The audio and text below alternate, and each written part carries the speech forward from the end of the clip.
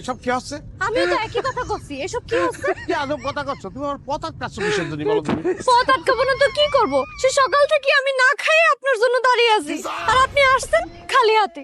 এই শাড়ি ফাড়ির ব্যবসা আমি ছেড়ে দিছি। হারুন মুদির দোকানটা আমি কিনেছি, খুব ভালো মালামাল আছে, লাগি পড়ে আইসি পড়ে। আপনি কি করছেন?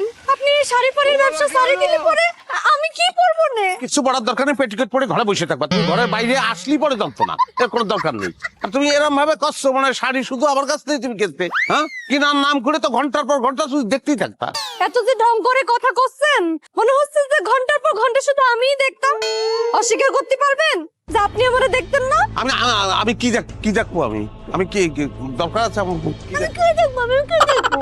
আমারে এই যে ফেরিওয়ালা, আপনি অস্বীকার করতে পারবেন যে আপনি আমারে দেখতেন না? আরে কি হয়েছে? এই পুরে বাবারে, এই পথ ছাড়ো দিনি, আমার যাত্রী দাও, পথ ছাড়ো। আহা, এমন করতেছেন কিসের জন্য? মনটা তো আপনার সারাটা দিন